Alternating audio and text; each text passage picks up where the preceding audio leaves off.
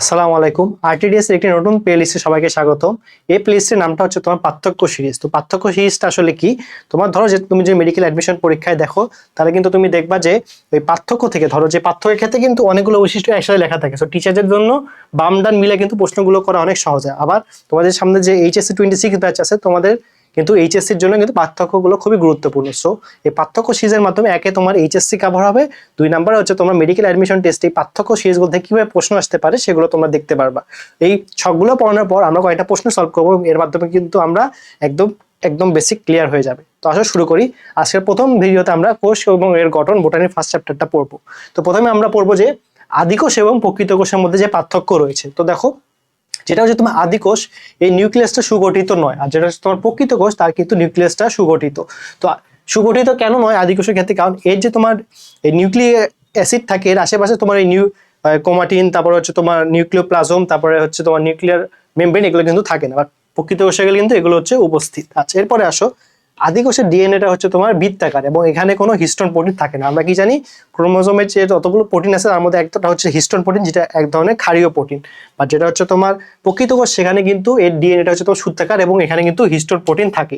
এবং এখানে দেখো, যেহেতু হচ্ছে তোমার হিস্টোন প্রোটিন থাকে না, এই জন্য হচ্ছে তোমার আদিকোষের যে তোমার হচ্ছে ডিএনএ আছে, এগুলোকে হচ্ছে তোমার ক্রোমোজোম আছে, প্রকৃত ক্রোমোজোম বলে না।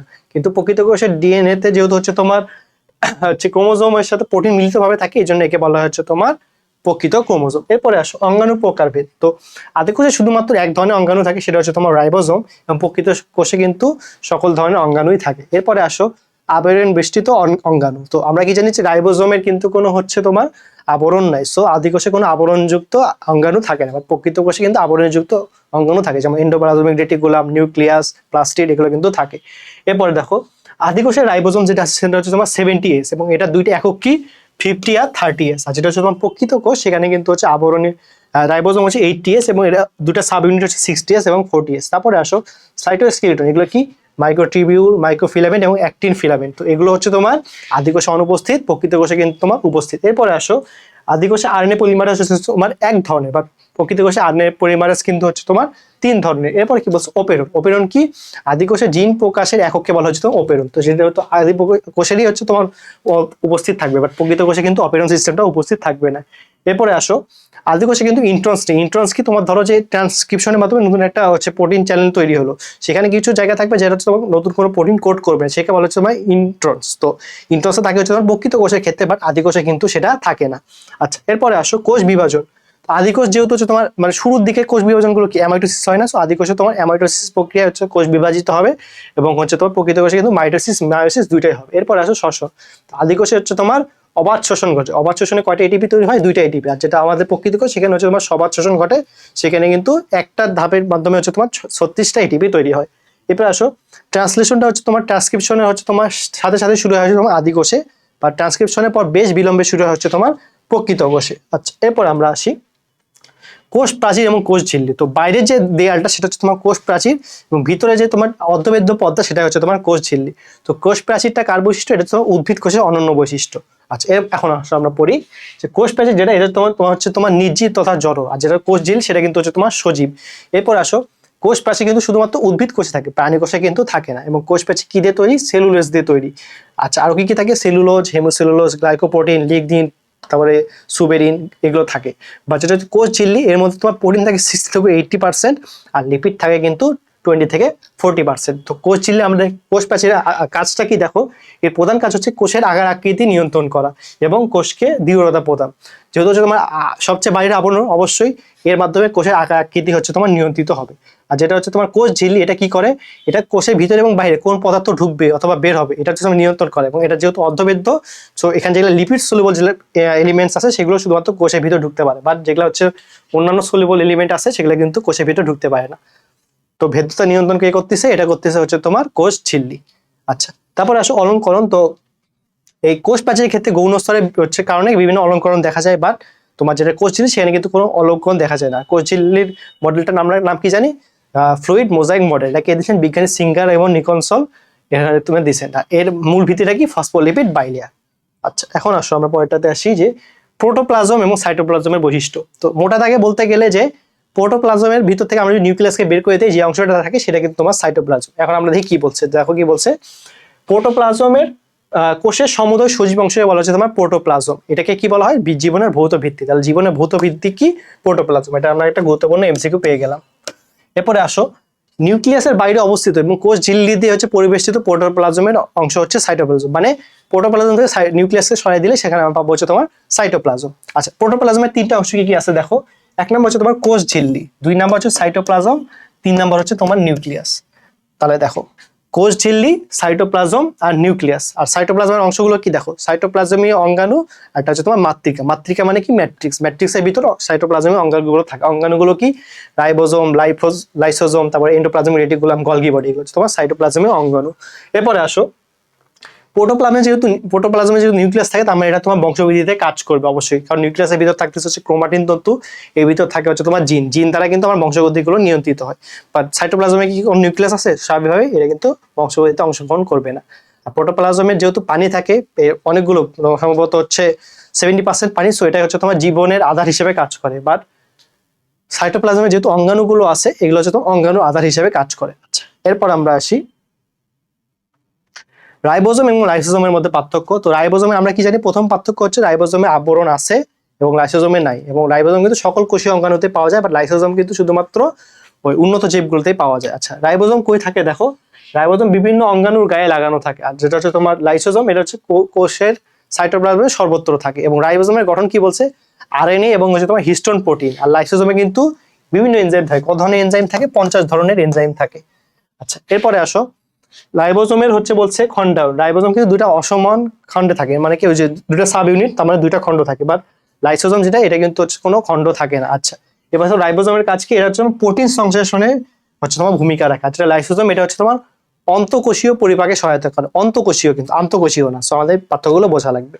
আচ্ছা, আর লাইসোজোমকে কি বলা হয়, সুইসাইডাল ব্যাগ বলা হয়। আবার এটা কিন্তু অটোফ্যাগিতেও সহায়তা করে। এরপর আসো, এন্ডোপ্লাজমিক রেটিকুলাম আর গলগি বডি। তো এন্ডোপ্লাজমিক রেটিকুলাম যেটা, এটা হচ্ছে তোমার হচ্ছে সকল প্রকৃত কোষে থাকতেছে। বাট আমরা দেখতে পাচ্ছি গলগি বডি, এটা কিন্তু প্রাণী কোষে অধিক থাকে। তো প্রাণী কোষে অধিক কোন অঙ্গাণুটা থাকে, এটা হচ্ছে তোমার গলগি বডি। এরপরে দেখো কি বলছে, এই এন্ডোপ্লাজমিক রেটিকুলামের হচ্ছে তোমার বিস্তৃতি কোথায়, কোষ ঝিল্লি থেকে নিউক্লিয়ার মেমব্রেন মধ্যে থাকে। আর হচ্ছে তোমার গলগি বডিতে থাকতেছে হচ্ছে কোষ ঝিল্লির কাছাকাছি থাকতেছে। এরপরে আসো, এন্ডোপ্লাজমিক রেটিকুলাম দুই ধরনের হতে পারে, মসৃণ এবং অমসৃণ। বাট যেটা হচ্ছে তোমার গলগি বডি, সেটা শুধুমাত্র মসৃণই হয়। তারপর তোমার জালিকা বলছে যে এটা হচ্ছে সমস্ত সাইটোপ্লাজমে এন্ডোপ্লাজমিক রেটিকুলাম হচ্ছে জালিকা সৃষ্টি করে। বাট গলগি বডি কিন্তু কোনো ধরনের জালিকা সৃষ্টি করতেছে না। আর এন্ডোপ্লাজমিক রেটিকুলাম কি করতেছে, অনেকগুলো অঙ্গাণু হচ্ছে তোমার কাঠামো প্রদান করে এবং অন্ত পরিবহনের কাজ করে। আর যেটা হচ্ছে তোমার গলগি বডি, এটা কিন্তু সংশ্লেষণ এবং ক্ষরণে সহায়তা করে। যেমন হচ্ছে তোমার ধরো যে সে হচ্ছে লাইসোজোম সংশ্লেষ করতেছে, তারপর হচ্ছে সে শুক্রাণুর লেজ গঠন করতেছে। সো এগুলো হচ্ছে তোমার গলগি বডি, শুক্রাণুর মাথার ক্যাপ সৃষ্টি করতেছে, তারপর ক্ষরণ করতেছে অনেক কিছু। আচ্ছা, এই জন্য তোমার গলগি বডি হচ্ছে সংশ্লেষণ ক্ষরণকারী কাজে লাগে। এরপরে আসো, মসৃণ এবং অমসৃণ। তো যেটা হচ্ছে অমসৃণ, সেখানে রাইবোজোম লাগা থাকে, এই জন্য সেটা হচ্ছে অমসৃণ। তো এই অমসৃণ রেটিকুলাম, আচ্ছা যেহেতু হচ্ছে রাইজোম লাগানো থাকে, রাইবোজোম কি করে, প্রোটিন সংশ্লেষ করে। তার মানে অমসৃণ এন্ডোপ্লাজমিক রেটিকুলাম মেইনলি হচ্ছে তোমার প্রোটিন সংশ্লেষ করে। যেটা মসৃণ, সেটা হচ্ছে তোমার হচ্ছে তোমার ফ্যাট, গ্লাইকোজেন এবং হরমোন সংশ্লেষণ করে। আচ্ছা, তাহলে অমসৃণ রেটিকুলাম কই পাওয়া যাচ্ছে, প্রোটিন বিপাক হয় এমন কোষে পাওয়া যাচ্ছে। আর মসৃণটা পাওয়া যাচ্ছে তোমার ফ্যাট বিপাক হয়। আচ্ছা, কোথায় কোথায় দেখা যাচ্ছে দেখো, পেশি কোষ, অ্যাড্রেনাল গ্রন্থি কোষ, শুক্রাশয় লেডিক কোষ। তার মানে তিনটে জায়গায় পাওয়া যাচ্ছে। এক নাম্বারটা হচ্ছে তোমার পেশি কোষ, দুই নাম্বারটা তোমার অ্যাড্রেনাল গ্রন্থি কোষ, আর তিন নাম্বার হচ্ছে তোমার শুক্রাশয় লেডিক কোষ। এই তিনটা জায়গায় কিন্তু পাওয়া যাচ্ছে তোমার মসৃণ এন্ডোপ্লাজমিক রেটিকুলাম। আচ্ছা, রাইবোজোম কিন্তু অমসৃণে যুক্ত থাকতেছে, এই জন্য এখানে প্রোটিন সংশ্লেষণ হয়, কিন্তু মসৃণে যুক্ত থাকে না। এরপরে আসো, অমসৃণ এন্ডোপ্লাজমিক রেটিকুলামের গঠনে কি আছে দেখো, সিস্টার্নি আর টিউবিউল আছে। আর যেটা মসৃণ, সেখানে কি আছে, টিউবিউল আর হচ্ছে তোমার ভেসিকল আছে। এরপরে আসো, অমসৃণ এন্ডোপ্লাজমিক রেটিকুলাম কোথা থেকে তৈরি হয়, নিউক্লিয় পর্দা থেকে তৈরি হয়। আর রাইবোজোম মুক্ত হয়ে স্মুথ এন্ডোপ্লাজমিক রেটিকুলাম থেকে কিন্তু হচ্ছে তোমার রাফ এন্ডোপ্লাজমিক রেটিকুলামের ভিতর থেকে যখন রাইবোজোম সরে যায়, তখন কিন্তু এই মসৃণ এন্ডোপ্লাজমিক রেটিকুলামটা তৈরি হয়। তো অমসৃণ এন্ডোপ্লাজমিক রেটিকুলামের কাজ কি, যেহেতু এখানে রাইবোজোম আছে, সেটা প্রোটিন সংশ্লেষের কাজ করে। আর যেটা হচ্ছে তোমার মসৃণ এন্ডোপ্লাজমিক রেটিকুলাম, সেখানে যেহেতু হচ্ছে তোমার রাইবোজোম নাই, তাহলে এর কাজটা কি, ফ্যাট, গ্লাইকোজেন এবং হরমোন সংশ্লেষ। আচ্ছা, আরেকটা জিনিস দেখো, এই অমসৃণটা কি করতেছে, এটা হচ্ছে তোমার লাইসোজোম উৎপন্ন করতেছে এবং ক্যালসিয়াম সঞ্চয় করতেছে। আর যেটা হচ্ছে তোমার মসৃণ, সেটা কিন্তু এসফেরোজোম উৎপন্ন করতেছে এবং ক্যালসিয়াম মুক্ত করতেছে। আচ্ছা, এসফেরোজোমটা কি, উদ্ভিদ কোষে যেহেতু লাইসোজোম থাকে না, এই পরিবর্তে থাকে হচ্ছে তোমার এসফেরোজোম। আচ্ছা, তারপর দেখো অমসৃণটা কি করতেছে দেখো, সে কিন্তু ক্যালসিয়াম সঞ্চয় করে। আর যেটা হচ্ছে মসৃণ সেটা কিন্তু ক্যালসিয়াম মুক্ত করে। এই জায়গাটা কিন্তু অবশ্যই মাথায় রাখতে হবে। আচ্ছা, এরপরে আমরা আসি মাইটোকন্ড্রিয়া এবং প্লাস্টিড দুটাই হচ্ছে তোমার আদিকোষ থেকে প্রাকৃতিক কোষে আসে, যেটাকে বলা হচ্ছে এন্ডোসিম্বায়ন্ট অঙ্গ। আচ্ছা, এখন মাইটোকন্ড্রিয়ার ক্ষেত্রে দেখো মাইটোকন্ড্রিয়া কোনো রঞ্জক পদার্থ থাকে না। আচ্ছা, মাইটোকন্ড্রিয়া কি বলে তোমার power house of the cell. আচ্ছা, আর প্লাস্টিডকে কি বলা হচ্ছে তোমার শক্তি রূপান্তরের অঙ্গাণু। কারণ দেখো শক্তি রূপান্তরের অঙ্গাণু কিন্তু বলছে, মানে কি সে হচ্ছে তোমার এই যে খাদ্যগুলো মানে এই যে তোমার রাসায়নিক শক্তিগুলোকে কাজে লাগে কিন্তু খাদ্য তৈরি করতেছে, মানে এক শক্তি থেকে অন্য শক্তিতে রূপান্তর করতেছে। সো শক্তি রূপান্তরের অঙ্গাণু, তার মানে এটা কি factory of synthesis of carbohydrate, এটাকে বলা হচ্ছে তোমার প্লাস্টিড। আর যদি বলা হচ্ছে তোমার ফ্যাক্টরি অফ কার্বোহাইড্রেট কি, সেটা হচ্ছে গলগি বডি। দুটো পার্থক্য বুঝতে পারছো? ফ্যাক্টরি অফ হচ্ছে তোমার কার্বোহাইড্রেট গলগি বডি, আর যেটা factory of synthesis of carbohydrate সেটা হচ্ছে তোমার প্লাস্টিড। আচ্ছা, প্লাস্টিডের যেহেতু হচ্ছে তোমার অনেকগুলো কালার থাকে, অবশ্যই এখানে তোমার রঞ্জক পদার্থ উপস্থিত থাকবে। আচ্ছা, মাইটোকন্ড্রিয়া সকল কোষে থাকে, কারণ সকল কোষে তোমার শক্তি লাগে, আর শুধুমাত্র উদ্ভিদ কোষে থাকে হচ্ছে তোমার প্লাস্টিড। অন্তঃপর্দায় দেখো মানুষ মাইটোকন্ড্রিয়া অন্তঃপর্দার ভিতর দিকে অনেকগুলো ভাঁজ থাকে, যেটাকে বলা হচ্ছে তোমার একটু সরি এই অন্তঃপর্দার ভাঁজগুলোকে বলা হচ্ছে তোমার ক্রিস্টি। বাট প্লাস্টিডে কিন্তু হচ্ছে তোমার কোনো ভাঁজ থাকে না, এর বলে এর পরিবর্তে কি থাকে থাইলাকয়েড থাকে। মাইটোকন্ড্রিয়ায় কোনো প্রকোষ্ঠ থাকে না, অসম্পূর্ণ প্রকোষ্ঠ। বাট আমরা কি জানি প্লাস্টিডে 3 ধরনের হচ্ছে প্রকোষ্ঠ থাকে, এবং এটা কি দিয়ে তৈরি গ্লাইকোসিল গ্লিসারাইড দিয়ে তৈরি, এটা কিন্তু ফসফোলিপিড দিয়ে তৈরি না। এরপর আসো শক্তি উৎপাদন করা হচ্ছে মাইটোকন্ড্রিয়ার প্রধান কাজ, বাট প্লাস্টিডের প্রধান কাজ কি খাদ্য তৈরি করা। কোন প্লাস্টিড খাদ্য তৈরি করে ক্লোরোফিল ক্লোরোপ্লাস্ট। আচ্ছা, এরপর আসো খাদ্য সঞ্চয়। মাইটোকন্ড্রিয়ার যদি কাজ শক্তি উৎপাদন এটা কোনো খাদ্য সঞ্চয় করবে না, বাট লিউকোপ্লাস্ট কিন্তু খাদ্য সঞ্চয় করে। আচ্ছা, এরপরে আসো মাইটোকন্ড্রিয়ার রাসায়নিক উপাদানগুলো কি দেখো, বলছে কি প্রোটিন লিপিড আর নিউক্লিক অ্যাসিড। দেখো কি বলছে প্রোটিন লিপিড নিউক্লিক অ্যাসিড। বা যদি প্লাস্টিডে আমরা দেখি তাহলে কি বলছে প্রোটিন লিপিড ক্লোরোফিল এবং এনজাইম। তারপরে দেখো এখানে কিন্তু প্রোটিন লিপিড কার্বোহাইড্রেট বয়নি, বলছে নিউক্লিক অ্যাসিড। এই জায়গাটা কিন্তু মাথায় রাখা লাগবে। ঠিক আছে, একটু বলতে পারো যে অনেকটা এক্সেপশন, প্রোটিন লিপিডের সাথে অনেক কার্বোহাইড্রেটই ভাববে, বাট কার্বোহাইড্রেট না কিন্তু। আচ্ছা, এরপরের স্লাইডে আমরা আসি লিউকোপ্লাস্ট, ক্রোমোপ্লাস্ট এবং হচ্ছে ক্লোরোপ্লাস্ট। তো লিউকোপ্লাস্ট হচ্ছে তোমার খাদ্য সঞ্চয় করে, এটা কোনো কালার নাই। ক্রোমোপ্লাস্ট বিভিন্ন কালার, যেমন হচ্ছে জ্যান্থোফিল, তারপর হচ্ছে কেরাটিন, এগুলো হচ্ছে। আর ক্লোরোপ্লাস্ট তোমার সবুজ। তো এটা জাস্ট মানে পড়ে রাখবা যে কাজটা মেইনলি পড়লে হবে যে খাদ্য সঞ্চয় করে লিউকোপ্লাস্টের প্রধান কাজ। আর ক্রোমোপ্লাস্ট যেহেতু হচ্ছে তোমার বর্ণ, এটা হচ্ছে তোমার পরাগায়নে সহায়তা করে এবং হচ্ছে তোমার এইভাবে সাহায্য করে। আর যেটা হচ্ছে ক্লোরোপ্লাস্ট সেটা হচ্ছে তোমার খাদ্য তৈরি করে। আচ্ছা, এই ক্রোমোপ্লাস্টের ক্ষেত্রে দেখো ক্যারোটিন যেটা হচ্ছে তোমার কমলা কালারের, আর জ্যান্থোফিলটা হচ্ছে তোমার হলুদ কালারের। কালারগুলো অবশ্যই জেনে রাখতে হবে। আচ্ছা, এরপরে আসো সাইটোপ্লাজম এবং নিউক্লিওপ্লাজমের মধ্যে পার্থক্য। তো দেখো প্রোটোপ্লাজমের প্রধান অংশ যেটা হচ্ছে তোমার নিউক্লিয়াস, সেটা হচ্ছে তোমার সাইটোপ্লাজম। আর নিউক্লিওপ্লাজমকে নিউক্লিয়াসের প্রধান অংশ। তার মানে প্রোটোপ্লাজমের প্রধান অংশটা আমরা পেলাম সাইটোপ্লাজম, আর হচ্ছে নিউক্লিয়াসের প্রধান অংশ পেলাম হচ্ছে তোমার নিউক্লিওপ্লাজম। তো প্রোটোপ্লাজম কই থাকে প্লাজমা মেমব্রেন এবং নিউক্লিয়ার এনভেলপের মাঝখানে যে অবস্থা সেটা হচ্ছে তোমার সাইটোপ্লাজম। আর যেটা নিউক্লিওপ্লাজম সেটা হচ্ছে নিউক্লিয়ার এনভেলপ দ্বারা আবৃত অবস্থা নিউক্লিয়াসের ভেতরে থাকে। এরপরে আসে নিউক্লিক অ্যাসিড। তো সাইটোপ্লাজমের ভিতর তো মানে নিউক্লিয়াসের ভিতরে নিউক্লিক অ্যাসিড থাকবে, স্বাভাবিকভাবে সাইটোপ্লাজমে কোনো নিউক্লিক অ্যাসিড থাকে না, বাট নিউক্লিওপ্লাজমে কিন্তু থাকে। আচ্ছা, প্রোটিন এবং রাইবোজোম সেটা কিন্তু তোমার হচ্ছে সাইটোপ্লাজমে খুব কম, বাট নিউক্লিয়াসের ভিতরে অনেক বেশি থাকে। তারপর শ্বসনিক এনজাইম এটা হচ্ছে তোমার নিউক্লিওপ্লাজমে কিন্তু থাকে, সাইটোপ্লাজমে থাকে না। সো এই জিনিসটা একটু মাথায় রাখবা, কারণ নর্মালি তুমি চিন্তা করবে যে সাইটোপ্লাজমের ভিতর তো হচ্ছে তোমার মাইটোকন্ড্রিয়া আছে, তো শ্বসনিক এনজাইম মাইটোকন্ড্রিয়া বেশি থাকার কথা। বাট এখানে কিন্তু লেখছে যে শ্বসনিক এনজাইমটা কিন্তু হচ্ছে সাইটোপ্লাজমে থাকে, সরি নিউক্লিওপ্লাজমে কিন্তু থাকে না। কারণ কি আমরা জানি মাইটোকন্ড্রিয়া কিন্তু সাইটোপ্লাজমেই থাকে। এরপরে আসো রঞ্জক। তো সাইটোপ্লাজমে কিন্তু যে প্লাস্টিড আছে স্বাভাবিকভাবে এখানে রঞ্জক থাকবে, বাট নিউক্লিওপ্লাজমে কিন্তু কোনো প্লাস্টিড নাই, এখানে রঞ্জক থাকবে না। এবং এর কাজগুলো কি দেখো কোষীয় অঙ্গাণু ধারণ করে এবং কোষীয় বিপাক ক্রিয়ায় কাঁচামাল সরবরাহ করে। কারণ এখানে রাইবোজোম আছে গলগি বডি আছে, সকল বিপাক ক্রিয়ায় সে নিয়ন্ত্রণ করতেছে। আর নিউক্লিওপ্লাজম কি করে নিউক্লিওলাস এবং ক্রোমাটিন ধারণ করে, যেটা তোমার বংশগতিতে সাহায্য করে। আর কি করে ডিএনএ তৈরি কাঁচামাল সরবরাহ করে। আচ্ছা, ডিএনএ এর মাধ্যমে কিন্তু আমরা হচ্ছে ওই বংশবৃদ্ধি করতে পারতেছি, ডিএনএ একটা অংশ জিন সেখান থেকে আছে। নিউক্লিয়াস এবং নিউক্লিওলাসের মধ্যে পার্থক্য দেখো, নিউক্লিয়াসটা কোথায় অবস্থিত সাইটোপ্লাজমে অবস্থিত। আচ্ছা, এবার দেখো নিউক্লিওপ্লাজমে অবস্থিত, নিউক্লিয়াসটা কোথায় নিউক্লিওপ্লাজম। নিউক্লিয়াস একটা সাইটোপ্লাজম আবার প্রোটোপ্লাজম বলতে পারতো, কারণ আমরা কি জানি যে প্রোটোপ্লাজম থেকে সাইটোপ্লাজম বাদ দিলে কিন্তু আমরা পাচ্ছি নিউক্লিয়াস। তো স্বাভাবিকভাবে এটা প্রোটোপ্লাজমে অবস্থিত, আর নিউক্লিওলাসটা হচ্ছে তোমার নিউক্লিওপ্লাজমে অবস্থিত। এরপর দেখো নিউক্লিয়াসে কিন্তু দ্বিস্তর বিশিষ্ট ঝিল্লি আছে, বাট নিউক্লিওলাস কিন্তু নিউক্লিয়াসের ভিতরে আছে, সো এর মধ্যে কোনো ঝিল্লি থাকবে না। এরপর আসো ক্রোমাটিন জালিকা। এখানে ক্রোমোজোম থাকে, নিউক্লিয়াসে কিন্তু ক্রোমোজোম থাকে, বাট নিউক্লিওলাস তো নিউক্লিয়াসের 4টা অংশের একটা, সো এখানে কোনো ক্রোমাটিন জালিকা থাকে না। এরপর আসো নিউক্লিয়াসের কাজকে কি কোষের সকল কাজ নিয়ন্ত্রণ করে, কারণ কি হচ্ছে তোমার কোষের মস্তিষ্ক বলা হচ্ছে। আর নিউক্লিওলাসের কাজটা কি আরএনএ এবং প্রোটিন সংশ্লেষণে সাহায্য করা। এখানে কিন্তু আরএনএ পরিবর্তে ডিএনএও দিয়ে দিতে পারে। তোমার ধর যে নিউক্লিওলাস আমার কোনটি সঠিক নয়, সেখানে কিন্তু ডিএনএও দিতে পারে। সো ডিএনএটা কিন্তু এখানে ভুল হবে। এখানে নিউক্লিওলাসের কাজটা কি হচ্ছে, আরএনএ এবং প্রোটিন সংশ্লেষণ করা। এবং বংশগতিতে দেখো নিউক্লিয়াস অবশ্যই বংশগতি গুণাবলী হচ্ছে তোমার বহন করে, বা নিউক্লিওলাস করেনি। কারণ কি, নিউক্লিয়াসের ভিতর থাকে হচ্ছে ক্রোমাটিন, ক্রোমাটিনটা বংশগতি নিয়ন্ত্রণ করতেছে, বা নিউক্লিওলাসের ভিতর আলাদাভাবে ক্রোমাটিন নাই, তো স্বাভাবিকভাবে এটা বংশগতি নিয়ন্ত্রণ করে না। এরপরে আসো সেন্ট্রোমিয়ার এবং ক্রোমোমিয়ার। তো সেন্ট্রোমিয়ারের মাধ্যমে হচ্ছে ক্রোমোজোমের দুইটা অংশ যুক্ত হয়। ধরো যে এটা ধরো একটা সেন্ট্রোমিয়ার, এর মাধ্যমে দুইটা ক্রোমোজোম যুক্ত হচ্ছে। আর ক্রোমোমিয়ারটা কি, ধরো এটা একটা ক্রোমোজোম, দুটো ক্রোমোজোম, এর মধ্যে হচ্ছে দানা দানা যে অংশ, এগুলো হচ্ছে তোমার ক্রোমোমিয়ার। আচ্ছা, তো আমরা কি বলছি এখানে দেখো, সেন্ট্রোমিয়ারে প্রথমে বলছে যে সব ধরনের প্রকৃত ক্রোমোজোমে দেখা যায়, বাট যেটা ক্রোমোমিয়ার সেটা কিন্তু শুধুমাত্র মায়োসিস সেল ডিভিশনে দেখা যায়, মাইটোসিসে কিন্তু দেখা যায় না। আচ্ছা, এরপরে আসো এই সেন্ট্রোমিয়ারটা কি, রঞ্জিত ক্রোমোজোমে অরঞ্জিত খাদ বিশেষ, মানে এটা কিন্তু একমাত্র অরঞ্জিত, এটা কিন্তু রঞ্জক থাকে না, কোনো রঞ্জক দ্বারা এটা মানে আইডেন্টিফাই করা যায় না। আর ক্রোমোমিয়ারটা কিভাবে থাকে, ক্রোমোজোমের ডার্ক ব্যান্ড হিসেবে থাকে, মানে মোটামুটি কালো দেখা যায়। তারপরে আসো প্রতিটি ক্রোমোজোমে একটি করে সেন্ট্রোমিয়ার থাকতেছে, মানে একটা ক্রোমোজোমে জাস্ট একটা সেন্ট্রোমিয়ারই থাকবে। আর লম্বালম্বি ভাবে অসংখ্যগুলো হচ্ছে ক্রোমোমিয়ার আমরা পাচ্ছি।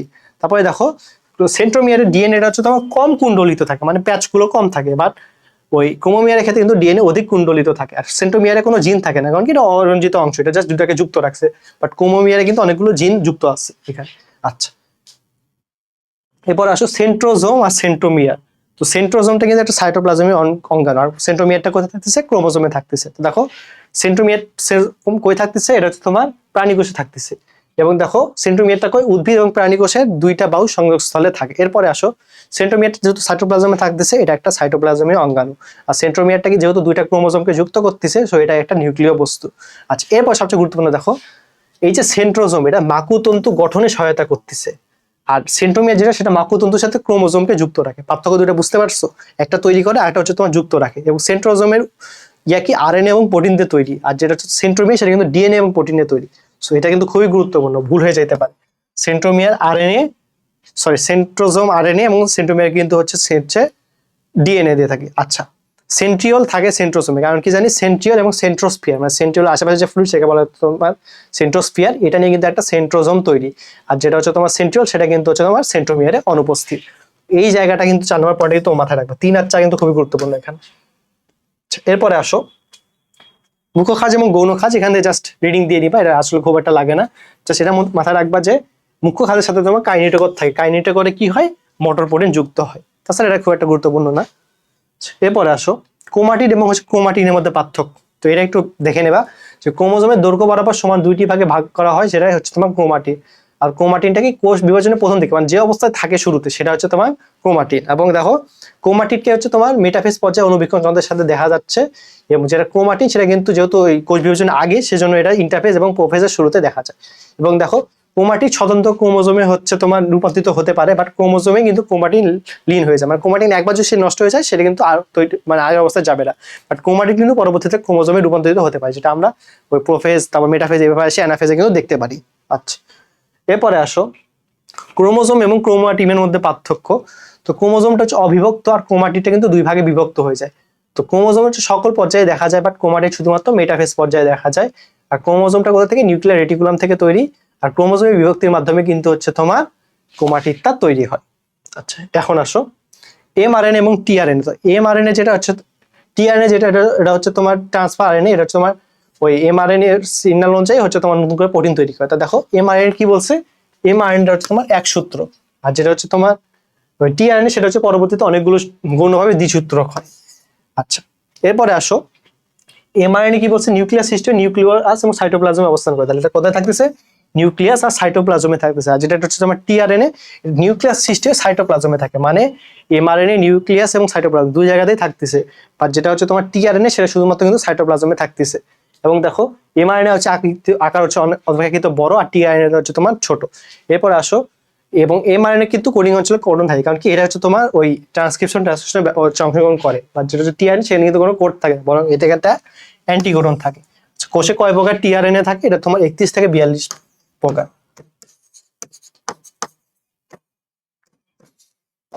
আচ্ছা, টিআরএনএ তোমার 5 থেকে 10% থাকে টিআরএনএ কোষে।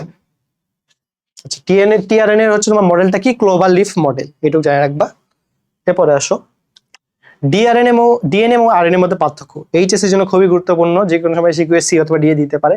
তো ডিএনএটা কি, ডিঅক্সি রাইবোনিউক্লিক অ্যাসিড, আরএনএটা কি রাইবোনিউক্লিক অ্যাসিড। আচ্ছা, এখন আসো ডিএনএ কিন্তু দ্বিসূত্রক হয়ে যায় এবং এটা হচ্ছে তোমার প্যাঁচানো এবং ঘোরানো সিঁড়ির মতো, আর আরএনএটা হচ্ছে তোমার এক সূত্র। এরপর আসে রাসায়নিক গঠন। তো ডিএনএ তে থাকে হচ্ছে তোমার ডিঅক্সি রাইবোজ সুগার, আর হচ্ছে তোমার আরএনএ তে থাকে হচ্ছে তোমার রাইবোজ সুগার। এবং এখানে দেখো পাইরিমিডিন, বেসিক্যালি থাইমিন এবং সাইটোসিন থাকে, বাট এখানে কিন্তু থাকতেছে সাইটোসিন এবং ইউরাসিল থাকে। তো মানে বুঝতে পারতেছো, এই যে হচ্ছে তোমার এই থাইমিন আর হচ্ছে তোমার ইউরাসিল, এই দুইটা জিনিস কিন্তু চেঞ্জ হয়ে যায়। আচ্ছা, এরপরে আসো ডিএনএ কোনো প্রকারভেদ না, যদিও আলিম স্যারের বই 3 প্রকার বলছে, এ ডিএনএ, বি ডিএনএ আর জেড ডিএনএ সম্ভবত। আচ্ছা, ওটা লাগবে না আসলে। আর আরএনএ হচ্ছে তোমার 6 প্রকার, দেখো 6 প্রকার তোমরা বলে নিও বই থেকে। এবার আসো ডিএনএ উৎপত্তি। ডিএনএ কি হয়, প্রতিলিপনের মাধ্যমে, মানে কি হচ্ছে তোমার প্রতিলিপনের মাধ্যমে হচ্ছে সেমি কনজারভেটিভ মেথডের মাধ্যমে হচ্ছে তোমার ডিএনএ তৈরি হয়, আর ওই ট্রান্সক্রিপশনের মাধ্যমে ডিএনএ থেকে কিন্তু আরএনএ তৈরি হয়। এরপর আসো অবস্থান। তো ডিএনএটা কই অবস্থান করে দেখো, প্রধানত ক্রোমোজোমে থাকে, বাট ক্রোমোজোম ছাড়া কিন্তু অন্য জায়গায় রাইবোজোম এগুলাতেও কিন্তু থাকে হচ্ছে তোমার আরএনএ। এরপরে আসো ডিএনএ হচ্ছে তোমার বংশগতির ধারক, আর হচ্ছে আরএনএ মেইন কাজ হচ্ছে তোমার প্রোটিন সংশ্লেষ করা। তবে যদি কোনো জীবে হচ্ছে তোমার ডিএনএ না থাকে, তাহলে হচ্ছে তোমার বংশগতি কাজটা আরএনএ দ্বারা সংগঠিত হয়, যেটা হচ্ছে তোমার নিম্ন শ্রেণীর জীবগুলোতে দেখা যায়। এরপরে আসো সংখ্যা। ডিএনএ সংখ্যাগুলো অনেক বেশি, বাট হচ্ছে তোমার আরএনএ সংখ্যাগুলো অনেক কম। অতিবেগুনি রশ্মি যেটা, সেটা দ্বারা হচ্ছে তোমার ডিএনএ অতটা ক্ষতিগ্রস্ত হয় না, বাট আরএনএ কিন্তু অনেকটা ক্ষতিগ্রস্ত হয়। সরি, ডিএনএ দ্বারা হচ্ছে তোমার ডিএনএ কিন্তু এই অতিবেগুনি রশ্মি দ্বারা হচ্ছে তোমার বেশি ক্ষতিগ্রস্ত হয়, বাট আরএনএ কিন্তু হয় না। এরপর আসে আণবিক ওজন। তো ডিএনএ যেহেতু অনেক বড় সাইজ, তো এর আণবিক ওজন অবশ্যই অনেক বেশি হবে, এবং হচ্ছে তোমার যেটা আরএনএ তার আণবিক ওজনটা কিন্তু অনেক কম। এরপর আসো আদিকোষ এবং তোমার প্রকৃত কোষের ট্রান্সক্রিপশনের পার্থক্য। ট্রান্সক্রিপশনের মাধ্যমে কি হয়, ডিএনএ থেকে আরএনএ তৈরি হয়। তো আদিকোষে যেটা, সেখানে হচ্ছে তোমার সমগ্র কোষে কিন্তু হচ্ছে ট্রান্সক্রিপশনটা ঘটে, বাট প্রকৃত কোষে শুধুমাত্র তোমার নিউক্লিয়াসে ঘটে। এবং আদিকোষে হচ্ছে তোমার এনজাইম গুলো কি দেখো, আরএনএ পলিমারেজ 3 এটা থাকলেই হবে, বাট প্রকৃত কোষে কিন্তু 1, 2, 3 তিনটাই আছে। এরপরে দেখো বর্ধিতকরণ। তো এখানে হচ্ছে তোমার প্রতি সেকেন্ডে আদিকোষে 15 থেকে 20টা নিউক্লিওটাইড যুক্ত হয়, বাট যেটা তোমার প্রকৃত কোষ, সেখানে কিন্তু এটা ধীর গতিতে প্রতি সেকেন্ডে মাত্র 5 থেকে 8টা নিউক্লিওটাইড সৃষ্টি হচ্ছে। দেখো আদিকোষের প্রোমোটার, এটা হচ্ছে তোমার সরল প্রকৃতি, আর হচ্ছে তোমার প্রকৃত কোষে কিন্তু এটা তোমার জটিল প্রকৃতি। তো আদিকোষে হচ্ছে দেখো, আদিকোষে বিশেষ প্রোটিন তোমার যুক্ত হয়ে নিজেই রূপ সৃষ্টি করে পৃথক হয়ে যায়, আর যেটা প্রকৃত কোষ, সেখানে হচ্ছে তোমার নিউক্লিয়ক প্রোটিন কোথায় যুক্ত হয়, পলি ইউরাসিল অংশে যুক্ত হয়। এরপরে আসো দেখো আদিকোষে কোনো ইন্ট্রন্স থাকে। ইন্ট্রন্স কি, যেটা হচ্ছে তোমার ওই আরএনএ যে অংশ, যেটা হচ্ছে তোমার কোনো হচ্ছে কোড হচ্ছে তোমার ট্রান্সমিট করে, সেটা হচ্ছে তোমার ইন্ট্রন, এটা কিন্তু আদিকোষে থাকে না। আচ্ছা, এরপরে আসো যদি আদিকোষে হচ্ছে তোমার ইন্ট্রন্স থাকে না, এই জন্য তোমার কোনো পিআরএনএও তৈরি হয় না। আর যেটা হচ্ছে তোমার প্রকৃত কোষ, সেখানে পিআরএনএ থেকে আমরা হচ্ছে স্প্লাইসিওজোম এনজাইমের মাধ্যমে কিন্তু হচ্ছে তোমার নতুন একটা আরএনএ মলিকিউল পেয়ে থাকি। এরপরে আসো ট্রান্সক্রিপশন ট্রান্সলেশনের পার্থক্য। তো ট্রান্সক্রিপশন কি, ডিএনএ থেকে এমআরএনএ তৈরি করা, আর ট্রান্সলেশনটা কি, এমআরএনএ থেকে প্রোটিন তৈরি করা। আচ্ছা, তো ট্রান্সক্রিপশনে কি কি ব্যবহার হয়, এটিপি ব্যবহার হয়, জিটিপি ব্যবহার হয়, সিটিপি এবং ইউটিপি ব্যবহার হয়, এবং ট্রান্সলেশনে কিন্তু 20 ধরনের অ্যামিনো অ্যাসিড ব্যবহার করা হয়। তো ট্রান্সক্রিপশনটা কোথায় হয়, এটা মেইনলি হচ্ছে তোমার রাইবোজোমে হয়ে, নিউক্লিয়াসের মধ্যে হয়ে থাকে। যে ট্রান্সলেশন, সেটা কিন্তু তোমার সাইটোপ্লাজমে হয়ে থাকে। তো ট্রান্সক্রিপশন প্রক্রিয়া সেটা কিন্তু রাইবোজোমের সাথে সংঘটিত নয়। কিন্তু ট্রান্সলেশন কেন রাইবোজোমের সংঘটিত, কারণ রাইবোজোমের মেইন কাজটা হচ্ছে তোমার প্রোটিন সংশ্লেষণ করা। এরপরে আসো ট্রান্সক্রিপশনের মেইন গুরুত্বপূর্ণ এনজাইমটা কি, আরএনএ পলিমারেজ। আর ট্রান্সলেশনের এনজাইমগুলো কি, অ্যাক্টিভেটিং এনজাইমগুলো গুরুত্বপূর্ণ ভূমিকা পালন করে। আচ্ছা, এরপর আসো প্রোমোটার সংযুক্ত হওয়ার পর আরএনএ পলিমারেজ প্রথমে ডিএনএ এর পাক খুলে নেয়। আর এখানে কি বলছে, এনজাইমে টিআরএনএর সাথে যুক্ত হয়, নির্দিষ্ট অ্যামিনো অ্যাসিড সংযুক্তির পর বের হয়ে অ্যাডিনোসিন মনোফসফেট পরে এনজাইমের সাথে যুক্ত হয়। এটা জাস্ট মানে হচ্ছে একটা স্টেপ, এতগুলো পাওয়া লাগবে না, জাস্ট 1 থেকে 5 গুলো তোমার পরীক্ষার জন্য গুরুত্বপূর্ণ। আচ্ছা, এখন আমরা আসো প্রথমে ছকটা পড়লাম, এরপর আমরা কি বলছি যে আমরা প্রশ্ন সলভ করবো, যে কিভাবে প্রশ্নগুলো আসতে পারে। তো দেখো বলছে যে এখানে গলগি বডি সম্পর্কে কোনটি ভুল, মানে কোনটা গলগি বডি সম্পর্কে মিথ্যা। তো বলছে প্রাণী কোষে তোমার অধিক থাকে, হ্যাঁ এটা সত্য কথা, প্রাণী কোষে অধিক থাকে, তার মানে এটা মিথ্যা না। তারপরে কি বলছে, কোষ ঝিল্লি থেকে তোমার নিউক্লিয়ার মেমব্রেন পর্যন্ত বিস্তৃত। তারপরে কি বলছে, সাইটোপ্লাজমে জালিকা সৃষ্টি করে না, এটা সঠিক। আবার কি বলছে, সংশ্লেষণ এবং ক্ষরণের সাথে যুক্ত। তার মানে এখানে দেখো, এখানে আমরা দেখতেছি যে বি নাম্বারটা কোষ ঝিল্লি থেকে নিউক্লিয়াস মেমব্রেনের মধ্যে বিস্তৃত, এটা কিন্তু এন্ডোপ্লাজমিক রেটিকুলাম। বাট আমরা যেটা গলগি বডি পাই, সেটা কিন্তু তোমার শুধুমাত্র হচ্ছে ইয়াতে থাকে, এটা শুধুমাত্র হচ্ছে তোমার সাইটোপ্লাজমে থাকে। সো এখানে গলগি বডি সম্পর্কে ভুল হচ্ছে, কোষ ঝিল্লি থেকে নিউক্লিয়ার মেমব্রেন পর্যন্ত বিস্তৃত, এটা হচ্ছে তোমার ভুল। আচ্ছা, এরপরে আসো প্লাস্টিড সম্পর্কে কোনটি ভুল? অন্তঃপর্যায়ে ভাঁজ থাকে না, এটা সঠিক। ভাঁজের পরিবর্তে থাইলাকয়েড থাকে। 3 ধরনের প্রকোষ্ঠ শনাক্তযোগ্য, এটাও সঠিক। আমার বলছে যে খাদ্য তৈরি করা এর প্রধান কাজ, এটাও সঠিক। তারপরে কি বলছে, এর রাসায়নিক উপাদানে নিউক্লিক অ্যাসিড থাকে, এটাও কিন্তু সঠিক কথা। তাহলে এখানে দেখো কোথায় ভুল থাকতেছে। আচ্ছা,